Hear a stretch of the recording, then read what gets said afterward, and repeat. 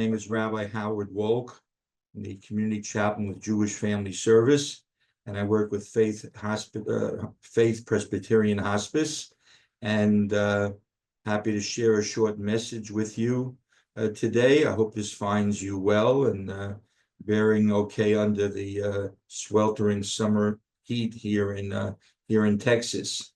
In the synagogue now, we're reading the last book of the Torah, the last book of the 5 books of Moses, the book of Deuteronomy, in which we find many commandments, many laws that have not been told as of yet to the Israelites. Deuteronomy takes place in the last year in the desert, the last of the 40 years, and there's certainly an emphasis on interpersonal obligations that one individual, one person has to another.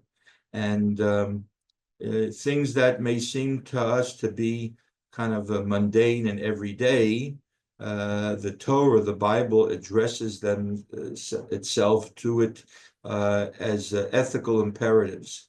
I'll give you one example. What to do when you find a lost article, a lost object that belongs to someone. Something that's probably happened to us throughout our life, either losing something or finding something. The Bible says if you come across a person's garment or an animal, and it has a way of identifying the owner, you have to return it. Something as simple as that. You shall restore it to him. That's the wording of the Bible. And the Talmud, the books of Jewish law, Jewish ethics, discuss the parameters of this law. So, for example, if you're walking down the street and you find a $100 bill, there's obviously no identifying mark on it. But if there's someone walking on the street ahead of where you found the money, then you have to go over to the person, and what you do not say is, "Excuse me, sir, did you drop this $100 bill?" Because what do you expect them to say? But rather you have to say, "Excuse me, sir, did you lose any money?" And if he checks his pockets, pocketbook, his wallet, and he or she says, "Wait a second, I lost a $100 bill," then you know it's theirs. Another scenario, you're walking down, you find money, but there's no one around. So then Jewish law says the money belongs to you. There's no way of restoring it to the owner. Now, the Talmud gives an interesting case, an incident that actually happened.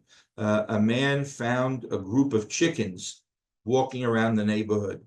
They obviously belonged to someone. He could not find the owner. So he took the chickens in and he fed them. And after a while, he had more chickens. And after a longer while, he couldn't deal with all the chickens. So he sold them and bought seeds, and he planted a wheat field.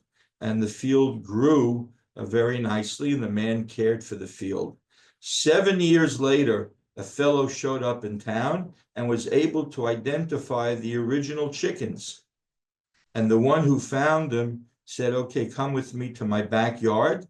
And he showed him this great wheat field. And the fellow said, "This field now belongs to you." Okay, the field belonged to the owner of the chickens, but he had to compensate the other fellow for his expenses in caring for the chickens, taking care of the field, by water, hiring workers, paying for the food of the chickens, etc.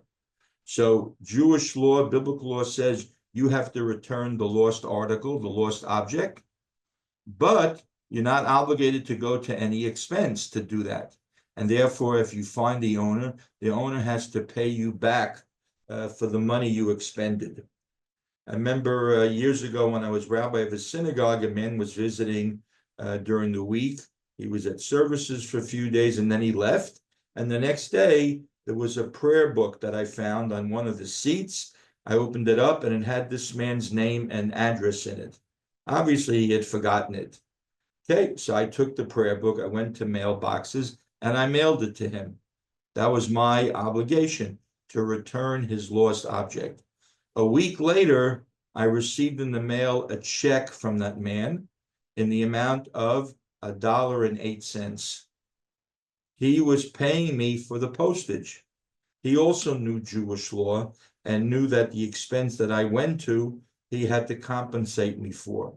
Now, during that week, I wasn't losing any sleep over $1.08, but that's the ethics as outlined by the Torah. A very different perspective than in America. In America, the perspective is, finders, keepers, losers, weepers. That's not the biblical approach. You have to return it. The owner has to identify it. For example, I'm sure we've all been at